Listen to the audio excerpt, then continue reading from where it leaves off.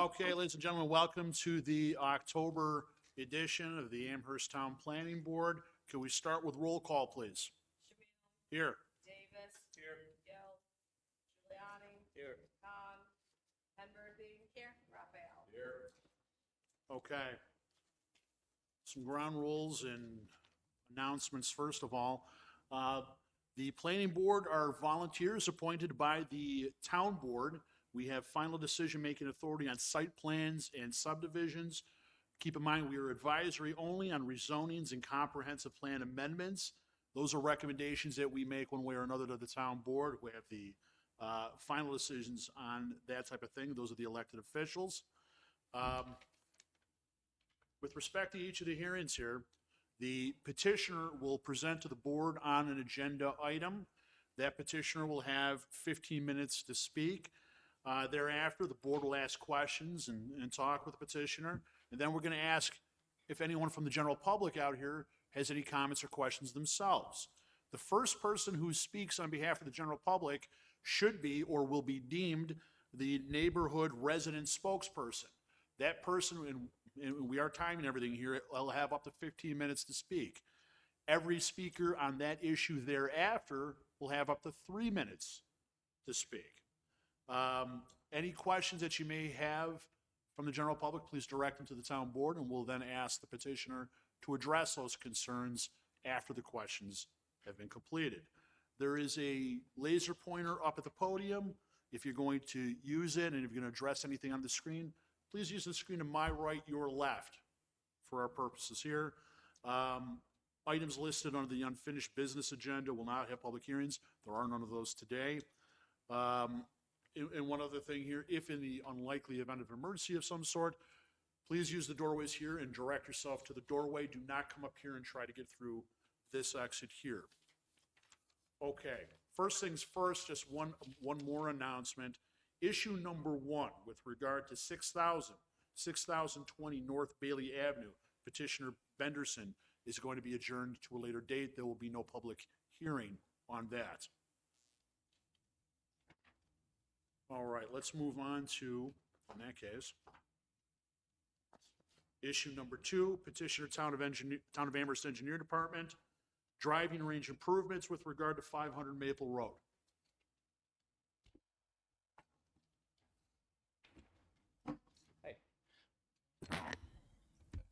Good evening. I'm Mike Hitzel from the Town of Amherst Engineering Department, and I want to thank you for letting me present our project out at the Audubon Golf Range and the improvements to the field netting out there. Our site, just a little bit of background on the site, we're located at 500 Maple Road. It's on the north side of Maple between North Forest and North Maple-Mere Road. The existing golf course spans approximately 228 acres, and it features an 18-hole golf course as well as the driving range located to the west side down by our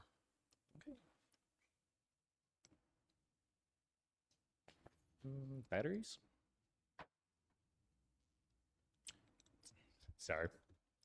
Okay, down by the Parks building, which is in the bottom left corner of our property there.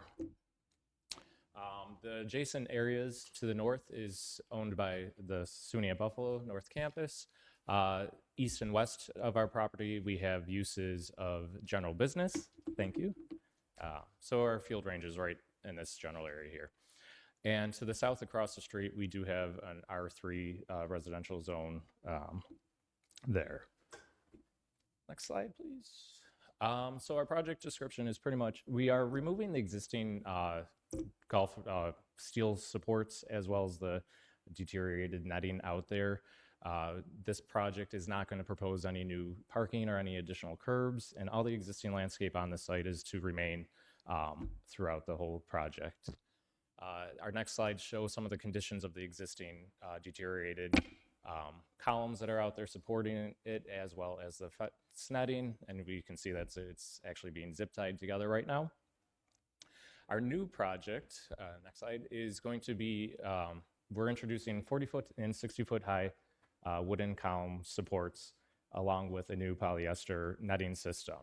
We are replacing it on the current west side, and we would like to introduce it as well on the east side to protect the golfers on hole number 1. This is a general layout of it on the site. We have, starting down near the south, we have the 40-foot high post, and then it will grow up to 60-foot high post, similar on both sides. We have been working with Troon, who operates the golf range itself, and they've hired a golf architect.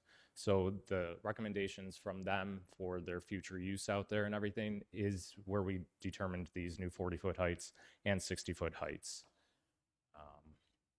The next slide is just some examples that show the new look of that will be out there. Ideally, going with the wooden post versus the steel, mainly to try to match the park aesthetics better versus having this introduction of a steel post.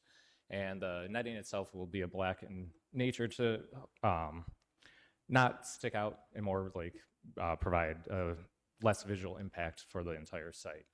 And the final slide here is pretty much a cut sheet of the product data for the netting itself, which should have, it has UV protection in it, so the black should not fade. As well, all of the components and systems of it are designed to work in case horrible snow loads come, wind loads, that the clips should break off and not have any catastrophe with the columns and wooden support structures falling down. Other than that, I'm open to any questions you have about the project, and thank you for the time. Thank you. John, any questions? How about Dell? No. Brittany? It's about 6 inches below it. So the column, the tallest column at 60, once you have all the components, to, like the details that hold it on, it drops down about 6 inches from that. So you, oh, the current ones are only 25 to 30 foot tall. So this is an increase in height. It is substantially higher, yes. The thing is, on the parking lot side, there has been balls that have gone over, and potentially, like, I haven't heard any reports of any of the cars being hit or anything like that, but you do find golf balls in the parking lot on that side.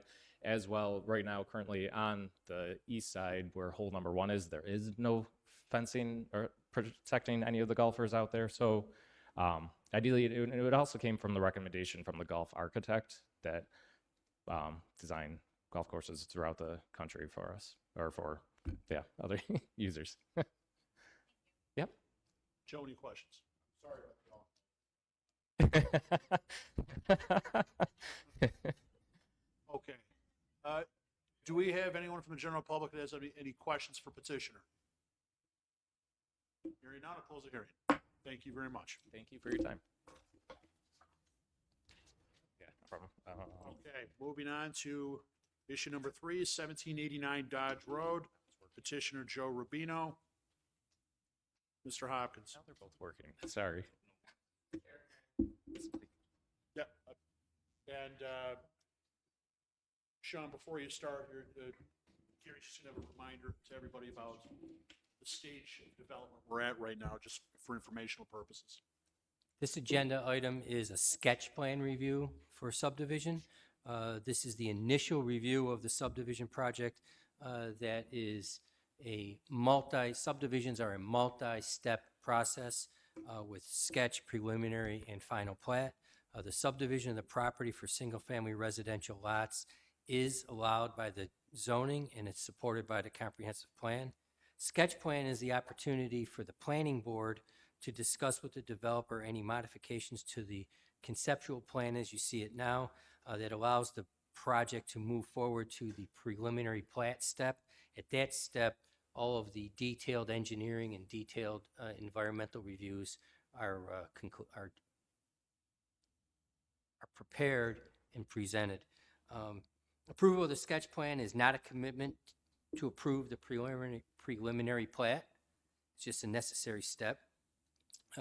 Denial of a sketch plan does not prohibit the developer from preparing a preliminary plan that meets all of the standards. There's 2 public hearings will be conducted for the preliminary plat. It would be for seeker, for the environmental review, and for the preliminary plans. And those hearings will consider the potential environmental impacts and any additional concerns of the community. So there will be multiple opportunities to review this, but right now we're at the sketch plan phase. Thank you, Gary. Okay. Mr. Hopkins. Yes, so good evening, members of the board. Sean Hopkins, of the law firm of Hopkins, Sorgi and McCarthy, on behalf of the applicant, Joe Rubino. Also with me is Dan LaPietra from Carmina Wood Design, who's played a role in the design of this process. So I'm going to start with where we were most recently. On July 22nd of this year, the town board approved the rezoning of this site from SA, suburban agriculture, to R3. It's important to note that they did impose 6 different conditions in connection with that request. Number 1, the maximum density be limited to 15 single-family homes. Number 2, that we provide the 2.7 acres of permanent open space, and the only improvements therein can be stormwater management improvements and utility infrastructure. Number 3 is that we ensure permanent protection of that area via the recording of a declaration of restrictions and a conservation easement to the town, and that property ultimately will be in the control of the homeowners association to be formed. 4, that we consider a right-of-way access to Young's Road Extension, which we've done. 5, that we provide the landscaping along the permanent open space along Dodge Road that was actually added quite a couple of years ago based on input you had. And then finally, that the future preliminary plat application to be submitted shall consider provisions for future access to the adjoining properties. So those are the 6 conditions that ultimately were imposed by the town board on July 22nd of this year. Next slide. So we did submit a sketch plan application, which, as Gary indicated, is the first step in the formal subdivision review process that took place in mid-August. What we showed at that time was 15 lots for single-family homes. We also have lots for the open space out along Dodge Road and the open space to the back of the site. We showed the required 20 feet of permanent open space along the rear of the lots. That's something we agreed we would do as part of the rezoning process. A 6-foot privacy fence for the benefit of the adjoining property owners on each side, to the north and the south. And then we're also showing the planting of evergreen trees within that conservation area as well. So next slide. On September 19th, we made an updated sketch plan. This was made in response to a comment letter that was received from the planning department, as well as some departmental reviews. So at this point in time, we took into consideration the draft amendments of the subdivision regulations, which you've already recommended to the town board, and I believe are back on the town board agenda for November 12th. We increased the width of the right-of-way to 60 feet. That's what the subdivision regulations require. We're still showing 15 homes for single-family lots. We're showing a T turnaround that would comply with Appendix D of the Fire Code. We're still ensuring we're providing 2.7 acres of permanent open space. We added a 50-foot wide riparian buffer at the back of the site for the protection of Town Ditch 26B. And then we did add a 60-foot parcel, which would be a future right-of-way for parcels to the parcel to the south. Next slide. After that submission, we received a marked up plan from the planning department based on some discussions with the DEC and internal review. And basically what this updated plan depicted was a couple of things. Number 1, the loss of 1 lot, going down from 15 lots for single family homes to 14 lots. It suggested that it would be appropriate to replace the then proposed T turnaround with a cul-de-sac, and that cul-de-sac comply again with the draft of the subdivision regulations, and showed that the parcel or the right-of-way to the south be relocated more to a central area that would provide more connectivity to the parcels located to the south, including an existing approved subdivision. Next slide. So based on that consideration, we did recently make an updated sketch plan submission, which we really tried to base it on the input received from the planning department. So what we've done is we have reduced the number of lots from 15 to 14. Again, the zoning condition says a maximum of 15. We've replaced that previously proposed T turnaround with a cul-de-sac that does comply with the draft of the town subdivision regulations with a 52-foot radius.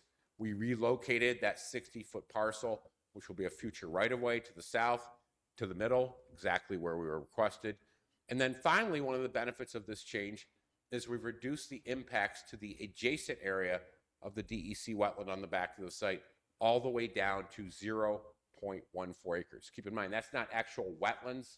That's a regulated 100-foot area. And you can see that's that little triangle there directly to the south of the cul-de-sac. You can also see we're still providing the 2.7 acres of permanent open space, which is highlighted, including along Dodge Road, along the rear of the 20-foot rear of the lots, and then considerable open space in the back. Next slide. We also did submit an updated concept utility plan. It is one of the requirements of sketch plan review. We're showing a public road with all the required infrastructure improvements, including sanitary sewer, water, and stormwater management. It's important to note, while we're not at this stage yet, in the future we will submit stormwater management plans, an engineer's report, and a SWIP that demonstrate compliance with the stringent stormwater quality and quantity standards of the DEC, including the need for that system to handle a 100-year storm event. We've upgraded the width of the sidewalks per the draft subdivision regulations to be 5 feet. So we're showing sidewalks on both sides of the road within the right-of-way and also along Dodge Road. Next slide. Way back when we originally presented this and you wound up adding that permanent open space along Dodge Road at your suggestion, it was because of this situation. The subdivision that's close by on Casey Road, probably most of us have driven by it, and there is not that open space along the frontage, and as such, you get the side of the closest lot real close to the road with the fence located literally on the right-of-way. We avoided that based on your input and your request that we try and preserve as much as we can of the rural character of the Dodge Road frontage. Next slide. Just to remind everyone of the photos of the site. So this is the southern portion of the Dodge Road frontage. You can see heavy vegetation out along the front. Next slide.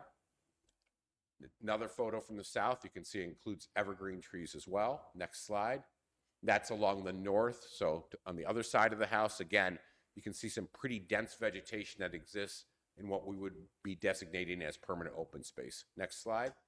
That's the northerly view along the property line. And again, there's some pretty dense vegetation. That vegetation's not on our site. It's on the adjoining property owner's property. Next slide. We did previously present some sample home elevations. It's important to note that these are highly conceptual. They will be evolved over time. And in fact, you don't have architectural approval as part of the subdivision approval process. We want to make sure it's clear. These will be upscale homes. They will fit on the lots. All the lots have been designed to comply with the R3 standards. Next slide.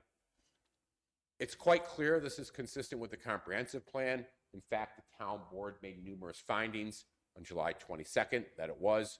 Specifically, though, if you look at figure 6 of the comprehensive plan, it designates this site as appropriate for single-family residential, exactly what we're proposing. The comp plan talks about the benefits of infill development versus greenfield development, meaning there is infrastructure in place along Dodge Road to handle the project. And the town board also did find that the change of the zoning tended to improve the balance of uses within the town. Next slide. It's also important to note that what caused the original delay was the town board requested that there be an SA zoning report. And while I don't believe it's been finalized, I pulled this from a presentation given by the town's consultant. And if you look at the maps therein, map 3 suggests that the appropriate zoning classification for this stretch of Dodge Road would be R3. Again, the town board, I think, considered that in connection with its decision. Next slide. In terms of consistency, it's also important to note what is single-family residential. So single-family residential, as defined on page 321, is a density of 2 to 4 units per acre. Our density, which was originally at 2.54 homes when we started this all the way back in late 2020, has now been reduced to 2.08 units per acre. And again, that's partially because we have lost an additional lot as a result of providing the right-of-way to the south. Next slide. Just to put this in perspective, and again, the R3 zoning, which is now in place, really is not inconsistent with the wide assortment of zoning classifications in that area. You can see across the street, we have CR3A, which allows smaller lots. To the south, we have MFR 4A, which also allows smaller lots. We have R3 subdivisions in that vicinity. We have property that's zoned CF. So there really is a mixture of zoning classifications and a mixture of residential uses in that area. Next slide. I think Gary gave an overview, but I want to make sure any residents that are here, the subdivision approval process in Amherst, rest assured, is a lengthy one that provides numerous opportunities for public comment. We're at the bolded stage, public hearing in connection with sketch plan review. Once we get through that, that's when the hard work begins. We submit fully engineered plans and environmental assessment form, et cetera, with our preliminary plat application. The planning department, as it always does, sends that out to numerous town departments and committees for review. And then next step would be you would have a hearing pursuant to seeker limited to the environmental impacts. Once that occurs, you have a second public hearing in connection with your review of the preliminary plat application. We have to address any conditions that are opposed therein, submit a final plat application. During that process, we have to receive a wide assortment of review and approvals from outside agencies, such as the Erie County Water Authority. And then if the planning board ultimately approves the final plat, we file a map cover at the Erie County Clerk's office. We record the stormwater agreement that's required. We get PIPs for the proposed public infrastructure, and then we file our notice of intent with the DEC and get building permits. So it's a very lengthy process. And again, we're very early in that process. At bare minimum, there will be 2 additional public hearings held by this board in connection with the review of this project. Next slide. So with all that being said, and given the effort that we've made to incorporate the input received by the planning department over the course of the past 2 months, respectfully, we would ask that you grant sketch plan approval so we can proceed to the preliminary plat stage. And then, of course, either myself, Dan, or Joe would welcome the opportunity to address any questions that any of you may have. Thank you, Mr. Hopkins. John, any questions? Dale, any questions? No questions. Brittany? Few questions. Are you still anticipating putting up a screening or fencing or vegetation property lines? We are not all the way back, but a considerable distance back. Both those houses on the adjoining properties are up close to the road. And I did have a plan that labeled the distances. I believe it was 300. I saw it in like one plan before, but then you It's still, it's been carried over. talked about. Okay, so those are still going to exist. There's still going to be screening. Yes. And have you talked to the property owners to lots to make sure that the screening is? No, because we haven't gotten there yet. As part of the next stage, we'll have to submit a landscape plan. Okay, and then secondarily, what about, I see there you have a site on Dodge and Right. What about widening towards Dodge for consideration if obviously there's going to be a roundabout at the end and the school buses won't go down it, so that children in the community would have a safe spot to board and be boarded buses? Right. So obviously we know because it's Williamsville School District, even if it's a public road, they won't traverse down a cul-de-sac. I know that came up during the work session. I don't foresee any reason that we couldn't put a widened concrete area out along the frontage, providing a safe area for those individuals waiting to be picked up by the school bus. I did want to note one other thing that came up just today, I believe, and the plan department can confirm. So because we've now added that 60-foot future right-of-way to the south, the 2 lots on either side technically become what's known as corner lots. And the minimum square footage for a corner lot, I believe, is about 700 or 800 feet larger than an otherwise frontage lot. So we will be making that adjustment as well in connection with the preliminary plat submission process. Joe, any questions? Okay. Do we have anybody from the general public that has any questions or concerns? Well, who wants to be heard on this issue? It doesn't have to be a question per se. Okay, I'm a little nervous, so I'll take it as quick as I can. I'm William Pitts. I live at 1815 Dodge Road. I'll be addressing you first as a neighborhood spokesperson, then as the adjacent landowner. Some of our neighborhood concerns are losing our unique rural neighborhood setting, overcrowding, loss of our wildlife, adding to the traffic load on Dodge Road, adding pollution, noise, and light, decrease of our property values. We have submitted to the planning board a protest petition that had 35 homeowners' signatures. That's 90% of the homes between Dodge Road, or on Dodge between Casey and North French that oppose this project. Our neighborhood is a unique rural setting with single-family homes on large lots that are more than 1 acre. On the east side of Dodge, the homes are sitting on even larger lots. Many are 2+ acres. I myself have 4.5 acres of property. In our neighborhood, we have neighbors that have gardens, that grow their vegetables, flowers. We have others that grow enough stuff, they have a little market out in front of their house that you can go down and buy vegetables and whatnot.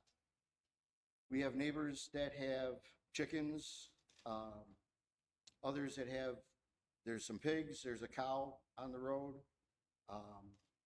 I hope you can picture that we do not live on top of each other like they do in the village or in a city like Buffalo. We have space to do our own thing. This is why we have lived there for many years. Many of us are multiple generations in our same homes. Again, think about us, the residents that have lived there 20, 30, 60+ years, supporting the town with pride in our homes, with our tax money. This part of Dodge has Williamsville North and Casey Middle at one end and Dodge Elementary at the other. When school is in session, Dodge gets so busy, it gets blocked off from parents dropping off and picking up their children. It is hard enough for neighbors to get in and out of their driveways.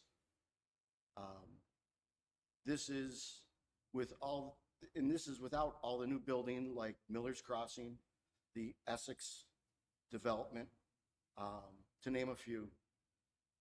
Mr. Kalpa himself has told me that your neighborhood has a unique rural setting. I was talking with a member of the planning board a few years ago, and I was asked what was going on with the development down the road. They said all the lots were sold. Over a year into that project, and not one home was built.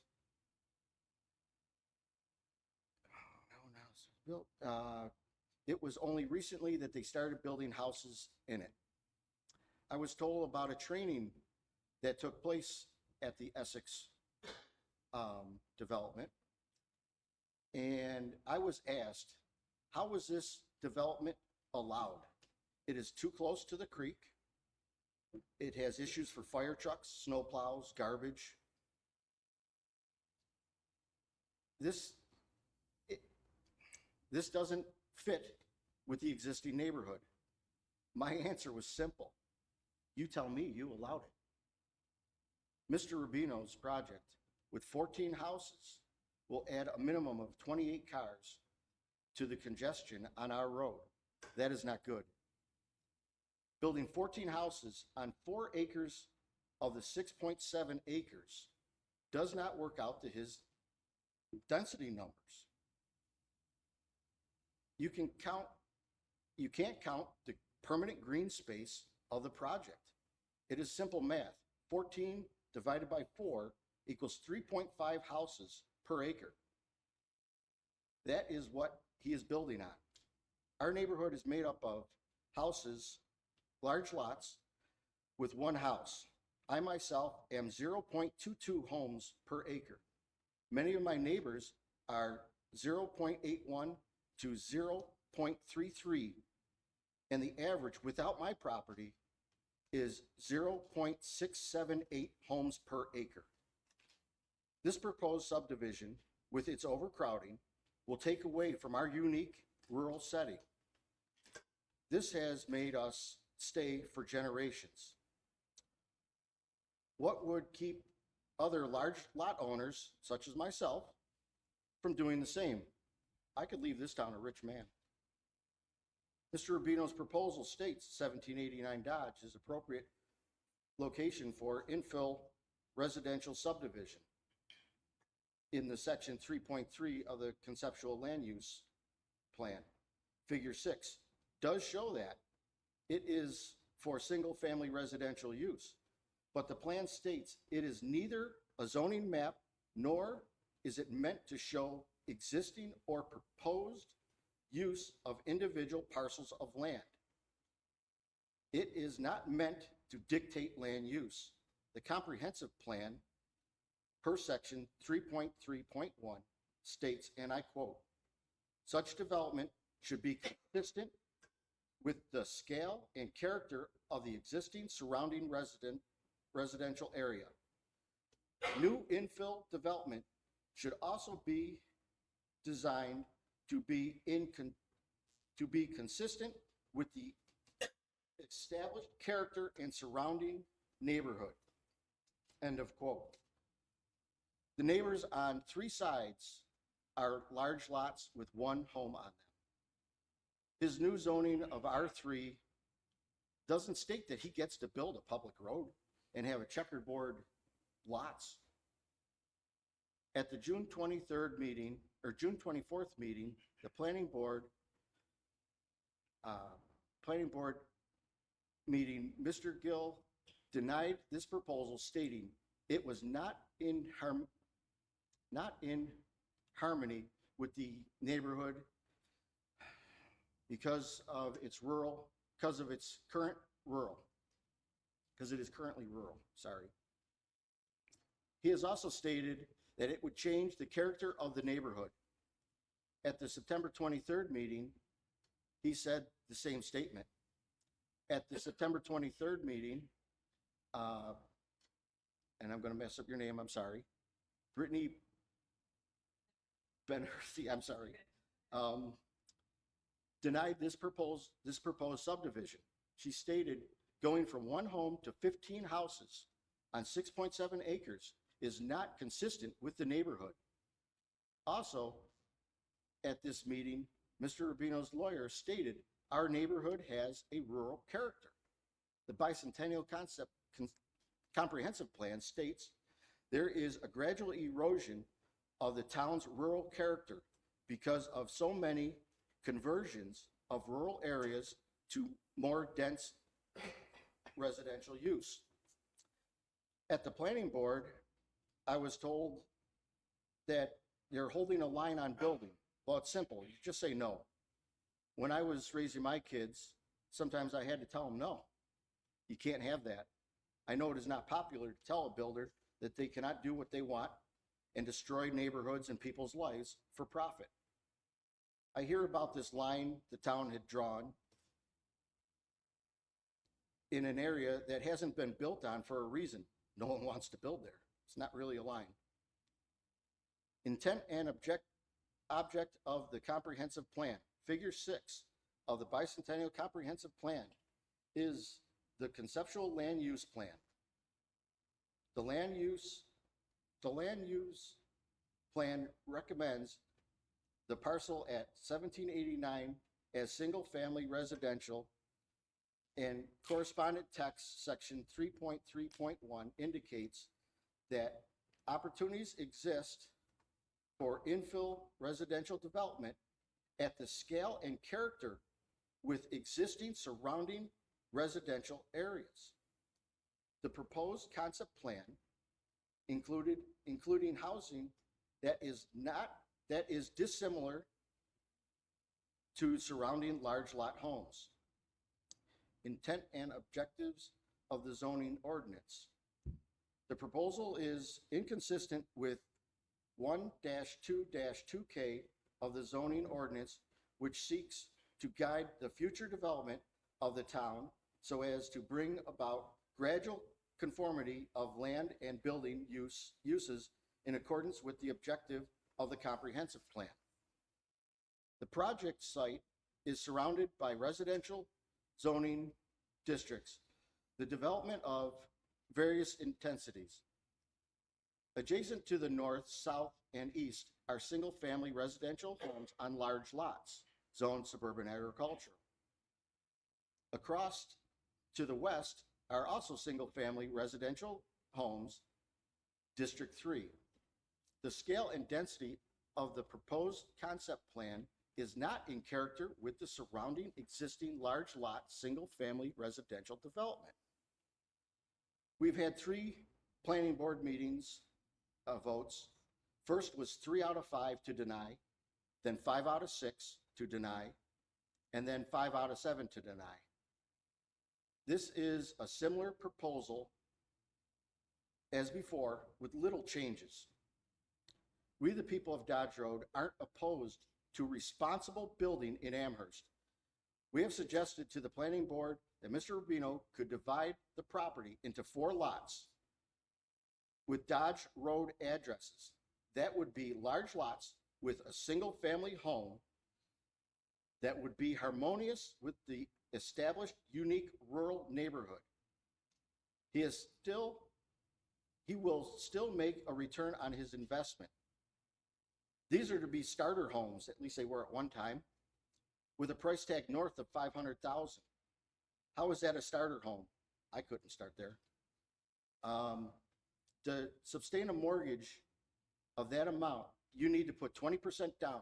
That's $120,000 and have a credit score of over 600. There are 284 homes for sale in Amherst right now, as of the other night. With this overcrowding, what about the wildlife?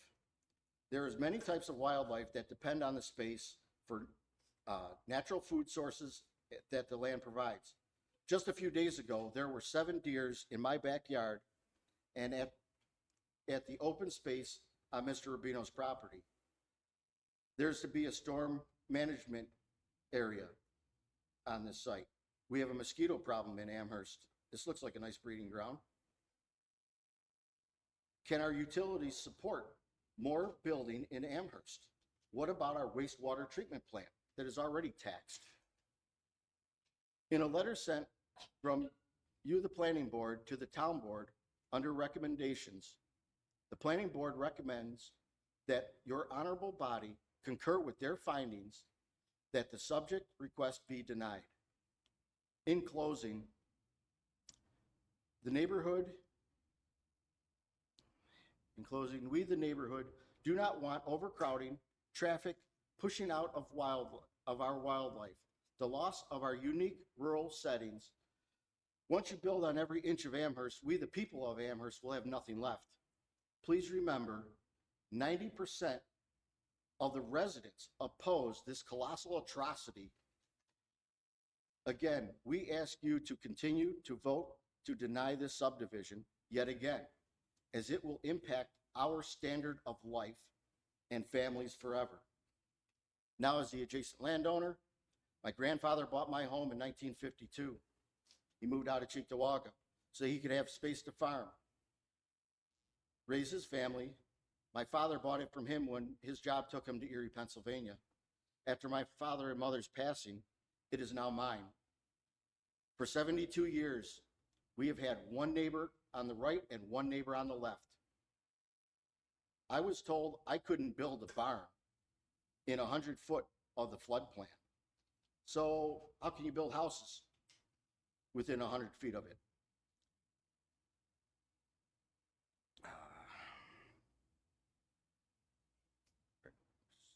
I like to sit in my backyard and I stargaze with my telescope. With 7 new houses shining light in my backyard, in my side yard, that won't happen anymore. I see this development will decrease my value of my home. No one wants to live next door to this. My family's way of life will be forever changed. This is not right or acceptable to me and my family. What gives him the right to decimate my peaceful home? I ask you, the members of the planning board, save our neighborhood, save our neighborhood's character and rural setting. What stops the next one, and so on?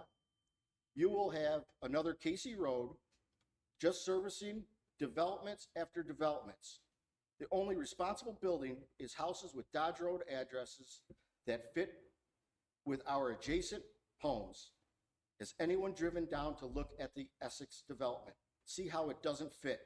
Let's get it right this time. And it was also very nice that they were able to sneak in this last map at the last minute. That was very nice. Just have to ask you to wrap it up. Your time is up here. Just kidding. Carlson, thank you very much. Okay, ma'am?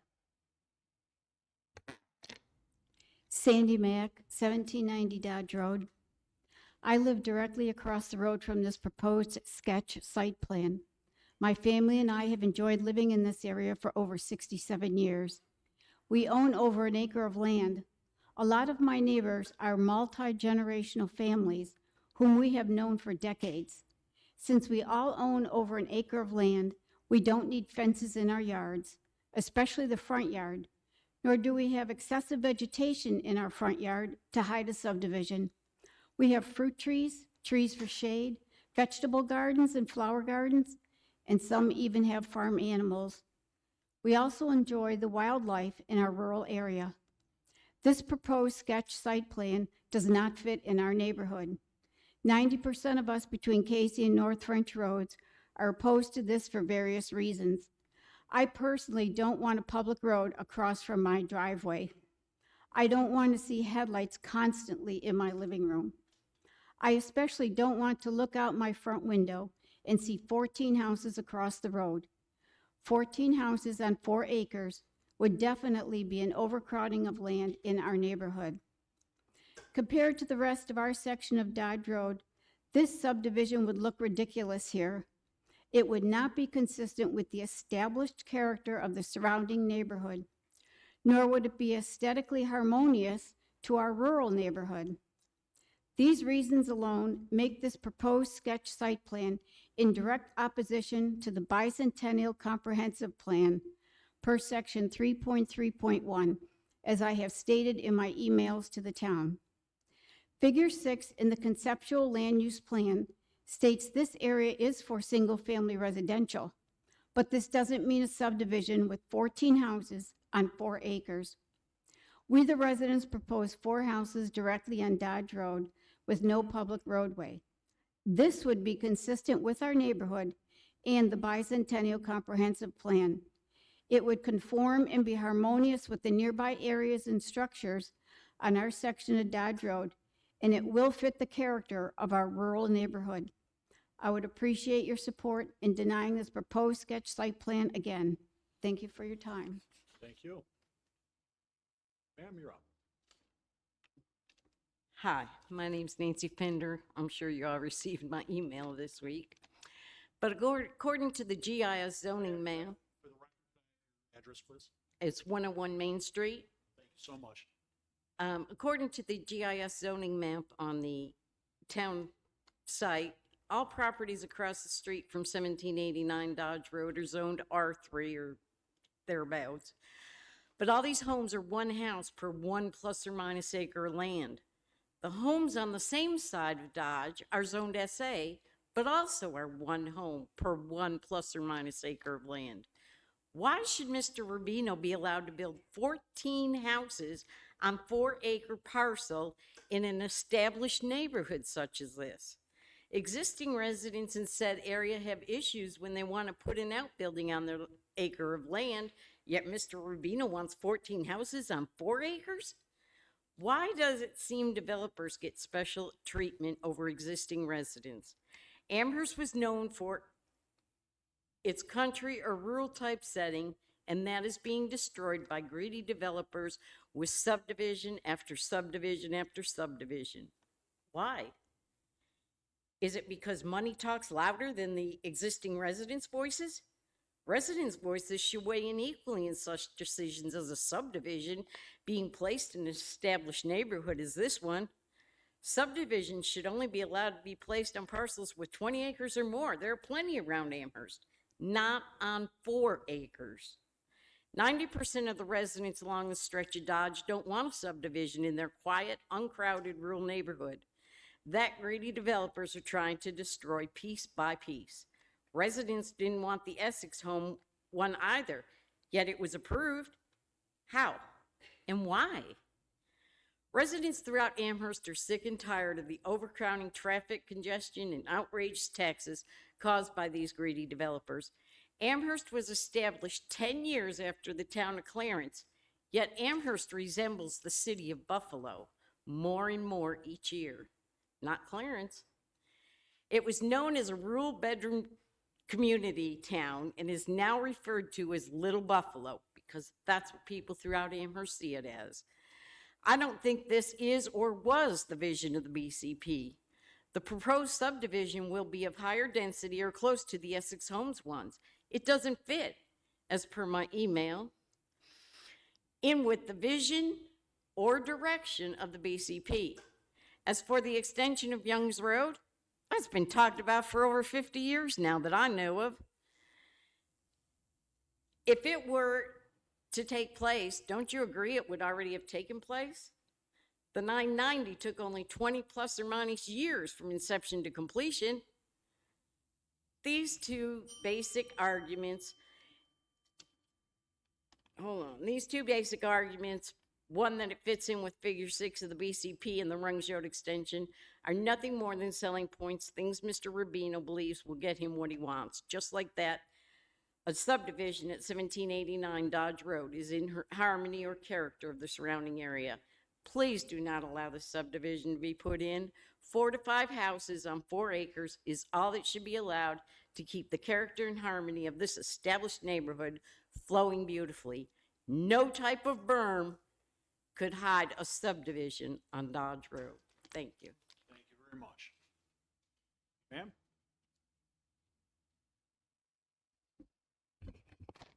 Hi, excuse me. Hi, my name is Cheryl Anastasia. I live at 1860 Dodge Road. I moved there in 2000. I came from Niagara Falls, the pits. It is the pits. It was one of the best decisions I ever made. My neighbors are terrific. It's peaceful. It's quiet. Our neighborhood from 1875 Dodge to 1721 Dodge, which is the Pierces through the Fegals, there's 15 homes on 29.4 acres. This averages out to about 1.96 acre per property. Presently, there are 3 approved major developments going on with 1.3 miles of my house. Natalie Miller's Crossing, that's New Road, 82 homes, 7 acres. Essex Glen Meadows, Dodge Road, 32 patio homes, 15.5 acres. Essex Fairwood, that's Heim Road, 24 homes on 7 acres. These 3 developments are 138 homes on 15.5 acres. That's approximately 21.21 acre per property. It's a far cry from our 1.96. If we use never mind. Additionally, the 3 existing developments are advertised as convenient to the thruway, Buffalo. The 990 at Audubon UB with a circle cuts through Dodge. The traffic is unbelievable. A few times I've had to wait. Yesterday, to the dentist, 7:45 in the morning, I waited for 15 cars to go by. It's only going to get worse because these developments aren't settled in with the people. It's going to be about 138 more residences. 276 vehicles. We moved here for the country-like setting. Many of us, it's family, homestead. Speed limit at the house is 35, but they're whizzing by at 45 to 50. I am that crazy lady. I did it tonight when I was pulling my garbage can. They're flying. I'm pointing to the sign, slow down. My car was totaled when I pulled out of my driveway in 2021. The school had an event and they were right up to my driveway. I couldn't see, but I was charged. I foresee many issues with 138 new families, school availability, sidewalk safety, traffic, garbage. Cigarette butts are tossed onto my lawn now. It's just like Niagara Falls. It's unbelievable. City issues are encroaching our suburban hamlet values. These homes are being built. They're gorgeous. And the anchor property at Miller's Crossing is at $846,000 per Facebook. It's certainly not within our humble reach. Property assessments are being raised, creating higher taxes, and this is reality. I implore you to limit the housing that is proposed in this development. Thank you. Thank you, ma'am. And as a fellow Niagara Falls native, I got to agree with a lot of what you just said. My family's still there. Okay, that looks like that everyone has spoken. Is there anyone else that has any questions, concerns, or wants to be heard on issue number 3? Hearing none, Mr. Well, do we have any response? Do anyone want to address any of the concerns?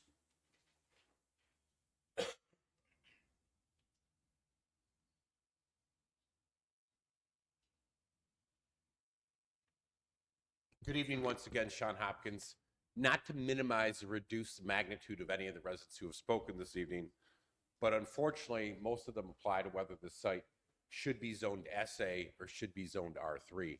That decision has now been made by the town board on July 22nd of this year. So really the planning board's jurisdiction, the planning board's job now is to take a look at the actual layout based on the R3 zoning classification. This is a low density subdivision. It's been mischaracterized again and again as 4 acres. It's actually 6.7 acres.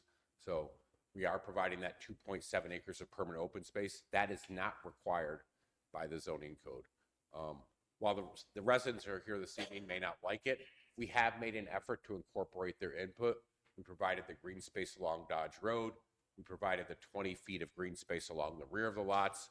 We provided a large amount of green space in the back of the lots. We've reduced the wetland impacts. We've reduced the density. We've done our best to comply with the draft subdivision regulations that are not yet in effect. So I think if you look back at the whole process, how we got to where we are today, and recognizing that some of the members of the planning board that are here this evening were not in support of the rezoning. Again, it's now been rezoned. The town board did impose some conditions to protect the surrounding neighborhood. All we're asking you this evening is to approve the sketch plan so we can proceed to the next step. At the next step, questions relative to drainage, lighting, landscaping, et cetera, will come up. I know Mr. Pitts in particular doesn't like this project. However, we do share a common property line, and we would certainly be willing to engage with him in terms of what should be in that landscape buffer between his property and our property. That being said, I think this is clear as day, something that should be approved in terms of sketch plan. And as we all know, sketch plan is a misnomer. It's not really binding. It's a basis to proceed with fully engineered plans. Okay, thank you. And I'll close the hearing on this now. All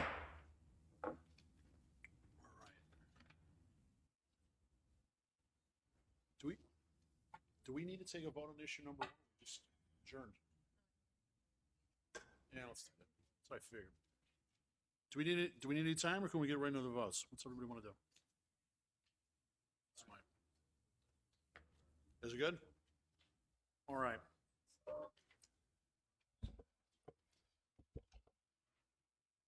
All right, issue number 1, 6020 North Bailey Avenue. Do I hear a motion? Open.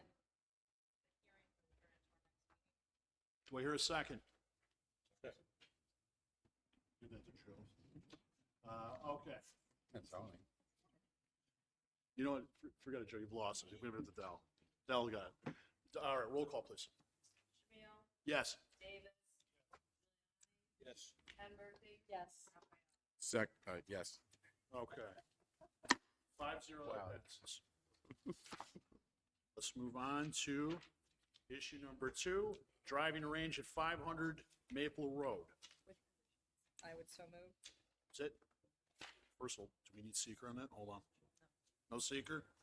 Okay. No, we can issue the neg deck. We were just waiting on the waterfront assessment form, which was submitted. So you can issue the neg deck. Yeah, I failed to mention that in the pre-meeting. Yeah, you mentioned it. Okay. Yes. Yeah. There. All right. All right. With regard to seeker, do I hear a motion? Move to approve Dal. Second. Second? Second, Joe. Roll call, please. Shamil? Yes. Davis? Yes. Giuliani? Yes. Penberthy? Yes. Raphael? Yes. Passes 5-0. Okay, then we move on to the site plan. We have, looks like 4 conditions on this. Do we want to? No, Go ahead. Condition number 1, that the petitioner satisfactorily address the comments in the review letter from the Planning Department and Zoning Enforcement Officer dated October 16th, 2024, to the satisfaction of the department and the officer. Number 2, that the consideration of signs is specifically excluded from this approval as they require separate review and approval by the town. Number 3, that all dumpsters, trash containers, and all mechanical equipment, utility structures, multiple meter boards, generators, and similar appurtenances, including those which are mounted on any part of a primary structure, shall be appropriately screened with a fence, wall, and/or landscaping, Provide a gate on dumpster enclosures that shall be closed whenever dumpster is not being serviced. Enclosures shall be high enough to screen the dumpsters within. Number 4, that as-built record drawings, including locations of utilities, be provided to the engineering department prior to the issuance of a certificate of occupancy by the building department. Okay, we've heard the conditions. Is there any questions or discussion anybody wants to have on the conditions or anything else before we proceed to a vote? If not, do I hear a motion? Move to approve. Dale moves to approve. Do I hear a second? John's a second. Roll call, please. Yes. Yes. Henworthy? Yes. Raphael? Yes. Passes 5-0. Okay, and finally, we move on to 1789 Dodge Road. There is no seeker on this. So we can go right to sketch plan approval. There are 6 conditions on this. We want to read those? There are conditions. The first condition of approval will be that the rezoning of the parcel from suburban agriculture to residential District 3 be finalized. Number 2 is that all building lots meet the minimum dimensional standards for the residential 3 zoning district. Number 3, that the comments and conditions of the building department letter of September 27th, 2024 be met during preliminary plat review. Number 4, that the comments and conditions of the Fire Chiefs Association letter of September 13th, 2024 be met during preliminary plat review. Number 5, that the comments and conditions of the Highway Department letter of September 26th, 2024 be met during preliminary plat review. And finally, number 6, that the comments and conditions of the New York State Department of Environmental Conservation letter of January 19th be met during the preliminary plat review. Thank you, Gary. Are there any questions, concerns, anything, discussion to be had about the conditions or anything else before we? I do have, I have one question. If we approve the sketch, that doesn't mean that the amount of houses, the number of houses can change after this approval. Can something happen that there would be a decrease in the amount of houses? Can we get an opinion on that? The sketch plan is general in nature, but the general aspects of the sketch plan are general layout of space cul-de-sac, where the open space may or may not be. In general, are looking at the number of lots, their arrangement, their general size. Through the detailed engineering aspects that we look at for preliminary plat, things don't fit. If they can't meet all the dimensional requirements of the R3, then they may have to change. But at sketch plan, you're looking at that conceptual big items such as layout, access, and yes, the number of lots. Okay, Okay. Is that satisfying? yes. Okay. Any other questions or any other discussion regarding the conditions or anything else before we proceed to a vote? Hearing none, with that, do we have a motion? Dell moves to approve. Do I hear a second? Do I hear a second? Second, John will second. Roll call, please. Shamil? Yes. Davis? yes. Henworthy? No, I do not feel, but I do respect the devotion to the open space, but I do not feel that the proposal of 14 lots on 4 acres is harmonious to the Newbury community. Raphael? No. Okay. 3-2. That is not enough. That does not pass. Okay. With that, I'm not sure what's- Oh, somebody can make a To different motion. Adjourn this matter till the next meeting.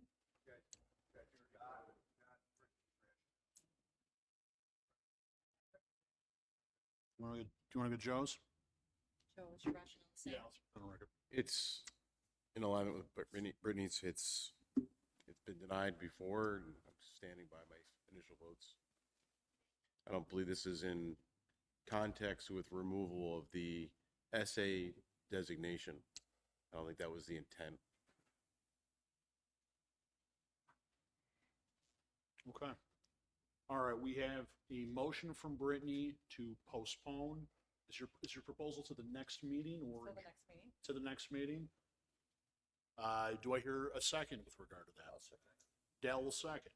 Roll call, please. Shamil, Yes. Davis. Yes. Yes. But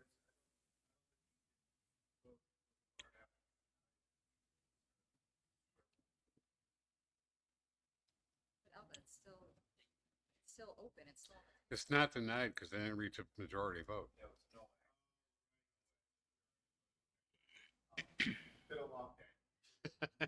That's all right. Let's just start. We have it. We have a motion. We have a second. Let's start roll call over, please. Shamil, Yes. Davis. Yes. Giuliani. Yes. Hedberg. Yes. Raphael. Yes. That passes 3-0. We will postpone this till next. 5-0. Five. Did I say 3? 5-0. Sorry. Till November.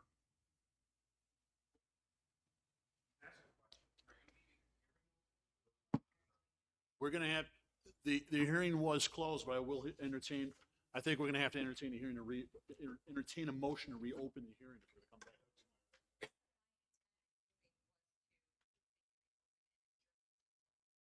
Okay. That's fine, so Let- that was always the let- intent of the motion. Let's make that clear for the record. Brittany has made a motion to reopen the hearing in addition with what we've already decided. Do I hear a second? Dal has second, and roll call please on that. Shamil, Yes. Davis. Yes. Hedberg. Yes. Raphael. That passes 5-0. The hearing is reopened for the next session in November. Okay?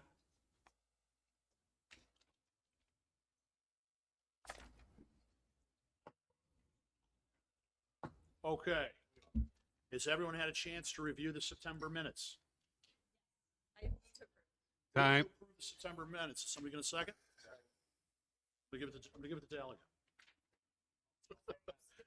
Roll call, please. I'm getting into it. Oh, we got to do the calendar. Even though. You want to do that? Got to do that first? We could do that next. I know we were going to do it. Can we make the oral? I've already got a motion and a second on the minutes. Let's keep going. Well, I don't think, I think as long as we do it before we close. I don't Right. think that's what we're gonna do. Brittany moved to approve the minutes. Dal seconded. Let's do a roll call on that. Shamil, Yes. Davis. Giuliani. Yes. Hedberg. Yes. Raphael. That passes 5-0. Okay. And Okay, the calendar for 2025, the draft calendar. You wanted 2 changes. The June and August meetings to go back to the Thursday at 6 o'clock. It's, well, 6:30. So that would be June 19th and August 21st. okay. And there would be no July meeting. Nope. And no December meeting, no July meeting. The rest of the dates laid out. I move to approve. We have a move to approve, motion to approve by Brittany. Do I hear a second? Second. Dale seconds it. Roll call, please. Shamil, Yes. Davis. Yes. Hedberg. Yes. Raphael. That passes 5-0. And with that, do I hear a motion to close this hearing? So moved. Oh, here. Dale has moved. We have a second from Brittany. Roll call, please. We're all over Sure. the place. Davis. Passes 5-0. Thank you. See everybody next month. Yes,